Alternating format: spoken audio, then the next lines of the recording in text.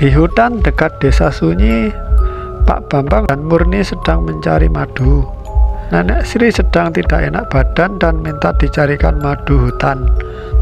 Pak Bambang dan Pak Karto sudah terbiasa keluar masuk hutan di dekat desa sunyi. Kali ini Pak Bambang berangkat ke hutan bersama Murni yang sedang libur kerja dan merasa bosan di rumah. Karena mereka terlalu senang mendapatkan madu yang banyak, mereka tidak sadar telah melewati akar mimang dan berputar-putar di dalam hutan hingga malam. "Pak, kenapa dari tadi kita tidak sampai-sampai ke tepi hutan? Matahari sebentar lagi mulai tenggelam," ucap Murni melihat ke kiri kanan pepohonan sekitar. "Waduh, jangan-jangan kita melewati akar mimang, makanya dari tadi kita tidak sampai ke tepi hutan," ucap Pak Bambang khawatir. Tenang, kita bisa menandai pohon yang sudah kita lewati," ucap Murni sambil mengeluarkan pisau kecil untuk menggores tanda X di pohon yang telah dilewati. Saat Murni menggores tanda X di sebuah pohon besar, tiba-tiba ada suara gedebuk seperti buah yang jatuh dari pohon. Pak Bambang segera mengarahkan cahaya senternya karena hari sudah mulai gelap. Tampaklah kepala buntung yang tidak memiliki tubuh bagian bawah. Pak Bambang dan Murni kaget, mulai berlari tunggang langgang. "Hantu kepala buntung!" teriak Murni sambil berlari. Pak Bambang dan Murni tak lagi menghiraukan suasana sekitar.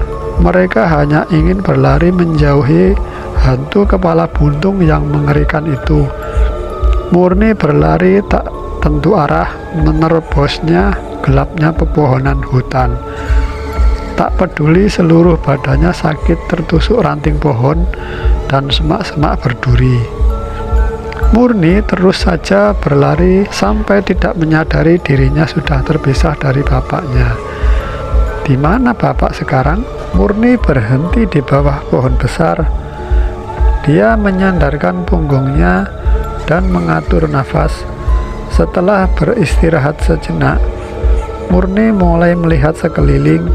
Ini pertama kalinya Murni memasuki hutan desa sunyi.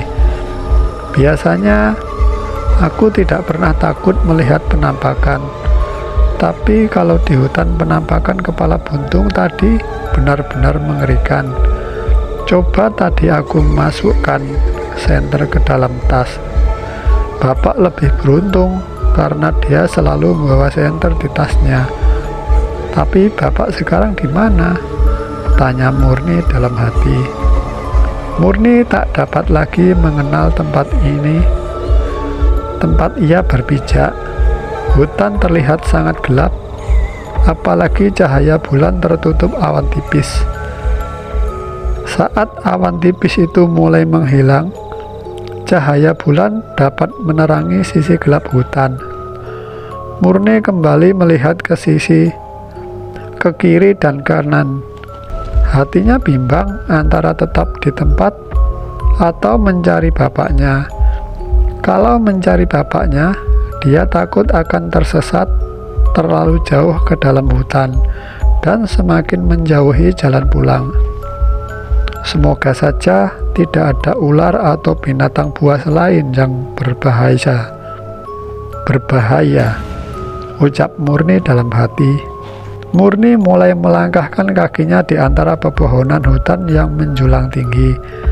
Kakinya terasa kepegal, perutnya pun mulai lapar.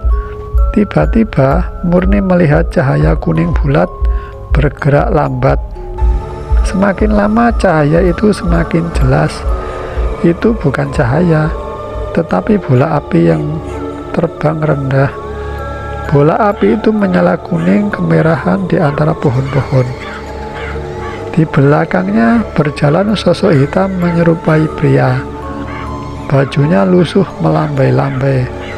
Sosok itu mukanya tidak begitu jelas, tetapi sorot matanya yang berwarna merah terlihat mengerikan. Murni menyembunyikan tubuhnya di balik semak-semak. Sosok pria dengan bola api di depan wajahnya menoleh ke arah Murni bersembunyi. Murni merinding saat mata merah itu menatap tajam ke arah semak-semak tempatnya bersembunyi. Sosok hitam itu terus mengawasi tempat Murni bersembunyi. Murni menahan nafasnya. Raut ketegangan terlihat jelas di wajah manisnya. Dia mulai bernafas lega saat bola api dan sosok hitam yang mengikutinya perlahan pergi meninggalkan tempat itu dan menghilang di kegelapan hutan. Apa itu tadi? Apakah Banaspati? Tanya Murni dalam hati. Murni tetap berdiam diri di tempat persembunyiannya untuk beberapa saat. Setelah yakin kalau sosok hitam itu sudah benar-benar menghilang, barulah Murni keluar dari tempat persembunyiannya. Suasana hutan yang sepi dan semilir angin malam membuat bulu kuduk merinding.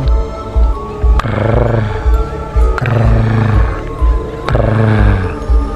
Terdengar suara binatang mengeram. Murni kaget dan tercekat, dan jantungnya berdetak sangat cepat. Ia semakin ketakutan, tak berani menoleh ke belakang. Krrr, krrr, krrr. Suara itu terdengar makin jelas. Murni berteriak sekencang-kencangnya. Saat dia menoleh, tampaklah sosok Aul. Aul adalah legenda makhluk mirip serigala yang besar seukuran manusia dewasa, yang sesekali bisa berjalan tegak seperti manusia. Menurut kepercayaan dahulunya, Aul adalah seorang manusia biasa yang memiliki kesaktian. Murni kembali memacu kakinya untuk berlari zigzag agar tidak mudah tertangkap Aul. Murni terus berlari jauh ke tengah hutan. Sementara itu Pak Bambang sudah sampai di tepi hutan mencari keberadaan Murni. Pak Bambang mengira Murni tadi berlari mengikutinya. Kemana Murni? Jangan-jangan dia tersesat. Dia kan baru pertama kali masuk hutan. Pak Bambang mulai khawatir. Pak Bambang mengarahkan cahaya senternya ke semua arah, tetapi tidak tampak keberadaan anaknya. Senter Pak Bambang mulai habis dayanya. Cahayanya mulai meredup. Pak Bambang memutuskan kembali ke desa, meminta bantuan warga lain untuk mencari keberadaan Murni. Murni tampak kelelahan, tetapi tetap berjalan pelan. Dia mulai menangis meneteskan air mata. Malam ini begitu panjang. Dia berharap matahari segera bersinar agar bisa segera mencari jalan keluar dari hutan. Murni terus berjalan pelan, tidak putus harapan. Samar-samar tercium bau bangkai yang busuk menyengat hidung. Murni tetap memaksakan kakinya untuk berjalan dan mencoba mengabaikan bau busuk itu. Akhirnya bau itu menghilang saat Murni terus berjalan menjauh. Pohon-pohon sudah berganti menjadi rumput ilalang setinggi lutut. Apakah aku sudah keluar dari hutan? Tetapi ini di mana? Tanya Murni dalam hati. Saat Murni merasa sangat lelah, ia melihat kerumunan orang tak jauh darinya. Rupanya kerumunan itu adalah iring-iringan Brigodo. Pasukan Brigodo itu memakai baju berwarna putih gading dan celana hitam. Pasukan itu berjalan pelan membawa senjata keris, senapan, dan tombak. Murni terkesiap saat menyadari pasukan Brigodo itu berjalan melayang, tidak menapak tanah.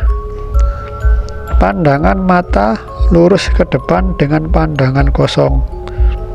Bulu kuduk Murni meremang melihat hantu pasukan Brigodo lewat di depan matanya. Tercium bau melati sangat menyengat seiring barisan itu lewat. Jangan-jangan itu pasukan Brogodo yang pernah diceritakan Tejo, batin Murni.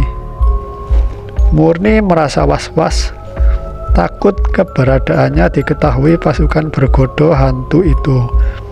Murni takut dibawa pergi pasukan Brogodo itu dan tidak bisa kembali pulang ke rumah. Mereka terus berjalan ke arah utara dan perlahan-lahan menghilang. Murni segera menyusuri jalan yang berlawanan arah dengan pasukan Brogodo tadi. Murni tidak mau bertemu lagi pasukan Brogodo hantu itu. Walaupun dalam keadaan gelap, Murni menemukan jalan setapak seperti yang biasa dilewati orang-orang. Mungkin sebentar lagi aku akan mencapai perkampungan penduduk. Krrr, krrr, krrr. Terdengar suara binatang mengeram. Rupanya Aul tadi terus mengejar Murni. Murni terkejut mengetahui Aul dari dalam hutan masih mengejarnya. Murni segera berlari menyelamatkan diri dari kejaran Aul. Murni yang ketakutan terus berlari hingga jurang yang ada di hadapannya tidak terlihat dan ia terperosok ke dalam jurang. Pak Bambang yang sudah sampai di desa mulai meminta bantuan warga untuk mencari Murni ke dalam hutan. Para warga sepakat mencari Murni pada pagi hari karena keadaan desa yang masih mencekam. Keluarga Pak Bambang gelisah menunggu pagi datang untuk segera mencari Murni. Pagi harinya cuaca sangat terang benderang. Sinarnya yang menyilaukan membangunkan Murni yang terperosok di dalam jurang. Syukurlah aku masih hidup, ucap Murni. Murni sulit untuk bergerak karena kakinya sakit. Dia berusaha bangkit dan mencari jalan naik ke atas. Untunglah dia jatuh di atas rerumputan dan jurang itu tidak terlalu dalam. Saat mencapai ke atas, dia melihat seorang bapak tua sedang mencari rumput. Bapak tua itu kaget melihat Murni yang naik dari dasar jurang. "Mbak, dari mana?" tanya bapak tua itu. "Tadi malam saya jatuh ke jurang, Pak. Saya dari desa Sunyi," jawab Murni terengah-engah. "Jauh banget desa itu dari sini. Kok bisa nyasar ke sini, Mbak?" tanya bapak tua itu keheranan. "Tidak tahu, Pak. Saya sedang di hutan desa Sunyi, tapi saya tersesat dan dikejar-kejar hantu, makanya bisa sampai di sini," jawab Murni. Hutan desa Sunyi memang terhubung dengan hutan desa Subur. "Mbak sudah sampai di desa Subur sekarang," ucap bapak tua. "Berarti sudah berlari sejauh 45 km karena jarak dari desa Sunyi ke desa Subur kira-kira segitu," ucap Murni. Murni sudah berlari sejauh 45 km dari hutan di desa Sunyi dan sampai di tepi hutan yang terletak di desa Subur. "Mbak, anaknya siapa?" tanya bapak tua pencari rumput. "Saya anaknya Pak Bambang. Nenek saya namanya Sri," jawab Murni. Bapak tua itu terlihat terkejut, sepertinya mengenal bapak dan nenek Murni. "Ayo ke rumah bapak dulu, baru nanti pulang ke desa Sunyi," ucap bapak tua itu menawarkan Murni singgah di rumahnya. "Saya mau pulang saja, Pak. Takut bapak dan ibu saya mencari," ucap Murni menolak ajakan bapak tua. "Ya sudah, saya antar ke jalan besar untuk mencari angkot," ajak bapak tua itu. "Iya, Pak, terima kasih banyak," ucap Murni mengikuti langkah bapak tua itu. Mereka segera berjalan menuju jalan besar. Di sepanjang perjalanan, bapak tua itu bercerita bahwa dia mengenal nenek Sri. Mereka dulu sama-sama pedagang di pasar pinggir kota. Saat mereka sudah mencapai jalan besar, Tiba-tiba sebuah mobil pick up berhenti di depan Murni dan bapak tua. "Murni, ngapain kamu di sini?" tanya Vivi yang menurunkan kaca mobilnya. "Vivi, aku baru saja keluar dari hutan desa subur. Sekarang sedang menunggu angkot lewat," jawab Murni. "Ayo naik mobilku saja. Sekalian aku mau mengambil kelapa dari kebun Pak Bimo," ucap Vivi. "Iya Vi, kebetulan banget. Pak, terima kasih banyak sudah mengantar saya sampai jalan besar. Bapak siapa namanya?" tanya Murni pada Pak tua. "Ya sama-sama nak, Purnomo, nama Bapak Purnomo. Salam ya buat Nenek Sri," jawab bapak tua. "Iya Pak, nanti saya sampaikan salamnya buat nenek," ucap Murni melambaikan tangannya. "Ngapain kamu di hutan desa subur? Berburu hantu?" tanya Vivi saat mobil melaju. "Ya enggak lah, aku tersesat. Kemarin siang aku dan bapak masuk ke hutan desa sunyi untuk mencari madu karena Nenek Sri kurang enak badan. Aku dan bapak berhasil mendapatkan madu itu, tapi sepertinya kami melewati akar mimang.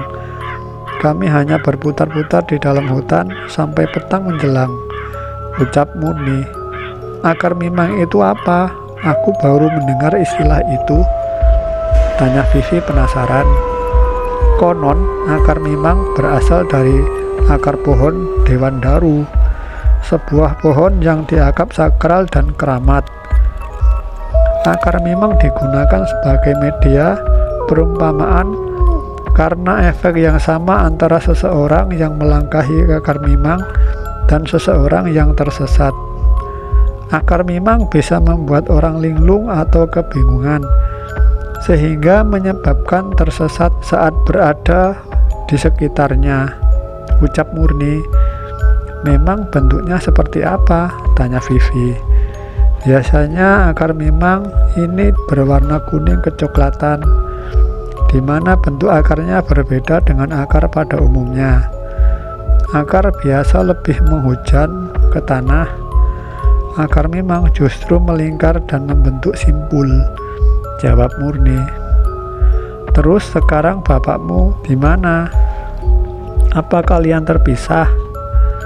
"Kami terpisah karena saat aku membuat tanda X di sebuah pohon agar kami bisa menandai jalan yang sudah dilewati, tiba-tiba ada hantu kepala buntung muncul dan menakuti kami. Aku dan bapak lari tunggang-langgang sampai terpisah," ucap Murni. "Semoga saja bapakmu sudah berhasil keluar dari hutan dan pulang ke rumah dengan selamat," ucap Vivi. "Ya, semoga saja.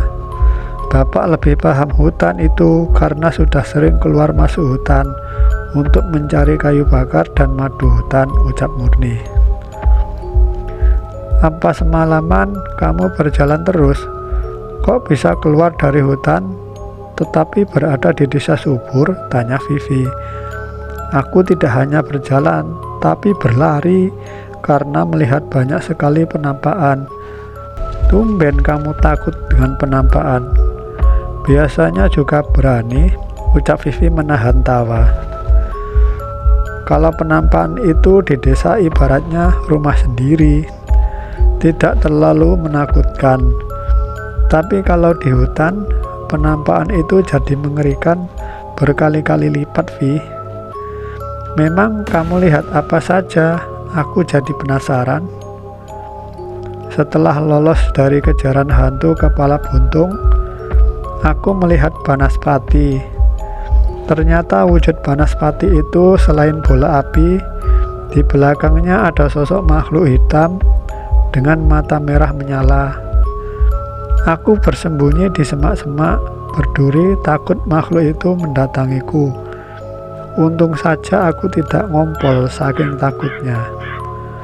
"Terus apalagi yang kamu lihat?" "Setelah Banaspati itu menghilang, aku mulai berani berjalan. Baru saja beberapa langkah, tiba-tiba ada binatang buas menggeram. Memangnya di dalam hutan desa sunyi ada binatang buasnya? Tunggu dulu, aku belum selesai. Aku sempat mengira itu harimau. Ternyata aku salah. Yang aku lihat itu adalah aul. Aul? Apalagi itu aul? Vivi makin penasaran. Aul adalah legenda makhluk mirip serigala yang besarnya seukuran manusia dewasa, yang sesekali bisa berjalan tegak seperti manusia. Menurut kepercayaan, dahulunya aul adalah seorang manusia biasa yang memiliki kesaktian. Jawab Murni. Seperti manusia serigala, ganteng dong. Entahlah, mana berani aku menatap wajahnya. Gara-gara aul itu, aku berlari sangat kencang sampai bisa nyasar ke hutan desa subur. Jangan-jangan aul itu suaminya Nyai Cempaka. Komplit desamu dihuni makhluk-makhluk halus. Vi, jangan sembarangan menyebut Nyai Cempaka, horor tahu. Aku pernah mendengar cerita dari Pak D. Marno bahwa Nyai Cempaka menjelma menjadi manusia setengah siluman yang haus tumbal karena dikhianati suaminya yang bernama Arjuna. Konon katanya Arjuna adalah anak seorang tumenggung di desa subur. Ucap Murni. Ya, maaf keceplosan. Berarti gara-gara suaminya berkhianat, Nyai Cempaka mempelajari ilmu hitam dan dampaknya terasa sampai sekarang di desamu. Ih, ngeri. Cinta dikhianati ilmu hitam. Bukan hanya itu, Nyai Cempaka masih hidup. Dia terkurung di sebuah cermin yang dimasukkan di dalam peti. Peti itu sampai sekarang masih ada di dasar danau sunyi. Jadi masih ada kemungkinan dia terlepas dan menebar teror lagi. Aku masih penasaran sosok aul tadi mengejarmu sampai pagi atau tiba-tiba menghilang begitu saja. Aku berlari zigzag agar aul itu tidak mudah menangkapku. Rupanya aku berhasil lari jauh dari aul. Tetapi aku malah ketemu hantu pasukan bergodo yang pernah dilihat Tejo. Pasukan bergodo hantu itu berjalan ke arah utara. Aku mengambil arah ke sebaliknya hingga sampai di tepi hutan. Banyak ilalang di tepi hutan desa subur. Aku berjalan dengan hati-hati agar tidak tergores. Rupanya aul itu menyusulku. Aku kembali berlari dan terjatuh ke jurang yang tidak terlalu dalam. Untunglah aku pingsan dan tertidur saat jatuh di jurang. Saat aku terbangun, hari sudah pagi. Wah, benar-benar petualangan yang seru seperti di film-film horor. Kalau aku yang mengalaminya sendiri, entah bagaimana nasibku. Saat aku terbangun, aku segera naik ke atas dan bertemu dengan Pak Purnomo tadi yang mengantarku ke jalan besar sampai ketemu kamu. Terus keadaan di desa bagaimana? Sudah mulai aman atau masih banyak gangguan? Kalau tadi malam, aku tidak tahu, kan aku tersesat di hutan. Kalau kemarin malam, hanya ketukan-ketukan di pintu dan jendela saat tengah malam. Sudah tidak nampak lagi serbuan belalang dan ular yang masuk rumah. Tak terasa, mereka sudah sampai di desa sunyi. Pak Bambang dan warga desa lain baru saja akan berangkat ke hutan mencari Murni. Tetapi yang dicari sudah kembali dengan selamat di antar Mbak Vivi. Syukurlah nak, kamu selamat. Bapak dan warga lain baru akan ke hutan mencarimu. Ucap Pak Bambang mengelus-elus rambut putrinya. Iya Pak, Murni juga lega. Ternyata Bapak kembali ke desa dengan selamat, ucap Murni. Ya sudah, ayo pulang. Nenek Sri menangis terus, merasa bersalah telah menyuruh Bapak mencari madu di hutan. sehingga kamu tersesat, ucap Pak Bambang. Sesampainya di rumah, Murni segera menemui Nenek Sri yang berada di kamarnya. "Nek, aku pulang. Aku baik-baik saja. Nenek jangan bersedih lagi," ucap Murni mengelus-elus tangan Nenek Sri. "Maafin Nenek ya, gara-gara Nenek minta madu hutan, kamu jadi tersesat dan menginap di dalam hutan. Pasti banyak hal mengerikan yang kamu alami di dalam hutan," ucap Nenek Sri. "Iya sih Nek, tapi tidak apa-apa. Anggap saja itu petualangan seru." "Oh iya Nek, dapat salam dari Pak Purnomo dari Desa Subur. Tadi dia mengantar Murni ke jalan besar," ucap Murni. "Memangnya kamu berjalan sampai Desa Subur? Itu kan jauh sekali dari sini," tanya Nenek Sri penasaran. "Iya Nek, Pak Purnomo orang pertama yang Murni temui saat keluar dari hutan. Dulu waktu Nenek masih muda, Nenek berjualan di pasar. Pak Purnomo juga, makanya kami bisa kenal." "Ya sudah, kamu mandi, sarapan, terus istirahat," perintah Nenek Sri. "Iya Nek, tapi urutannya dibalik, makan dulu baru mandi terus istirahat." "Hehehe," ucap Murni nyengir. Sore itu Adi, Fendi, dan Raka yang baru saja sampai di rumah Pak Marno mendapat kabar kalau Murni tadi malam tersesat di hutan dan baru kembali tadi pagi. Fendi berinisiatif menjenguk Murni.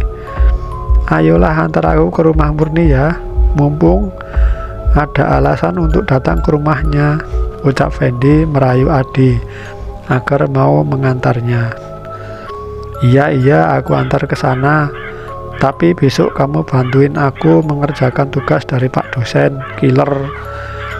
Aku lagi nggak mood untuk mengerjakan tugas itu," ucap Adi. "Pamrih banget sih jadi temen. Baru saja disuruh nemenin ke rumah Murni, langsung minta imbalan," ucap Fendi menggerutu. Dia juga malas mengerjakan tugas dosen killer. "Ya udah, kamu ke rumah Murni saja sendiri. Coba kalau berani," ucap Adi. "Berani dong, masa playboy kampus takut ngapelin cewek," jawab Fendi dengan nada sombong. Setelah membeli buah dan roti sebagai buah tangan, Fendi segera berangkat ke rumah Murni. Saat sudah sampai di depan rumah Murni, entah mengapa Fendi merasa deg-degan. Nyalinya menciut melihat Pak Marno sedang memegang golok untuk membelah kayu bakar di halaman rumah. Selamat sore Pak, Murni ada?" tanya Fendi agak grogi. Nak Fendi, itu Murni ada di dalam, masuk saja," jawab Pak Bambang. Fendi segera berjalan ke depan pintu. "Permisi, Kak Fendi, nyari siapa?" tanya Murni yang tiba-tiba keluar dari ruang tengah.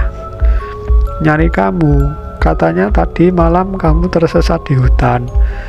Gimana kamu, baik-baik saja?" tanya Fendi. "Iya Kak, aku baik-baik saja. Hanya capek karena semalaman terus berjalan di hutan," jawab Murni. "Murni, itu Nak Fendi suruh masuk dong. Masa ngobrolnya di depan pintu?" teriak Pak Bambang. "Oh iya, sampai lupa. Masuk Kak, silahkan duduk," ucap Murni. Fendi segera duduk dan menyerahkan buah tangan untuk Murni. "Ya ampun Kak, repot-repot bawa buah dan roti. Makasih banyak ya Kak," ucap Murni. Mereka ngobrol dengan seru sampai menjelang petang. Pak Bambang mengusirnya secara halus karena sebentar lagi menjelang petang.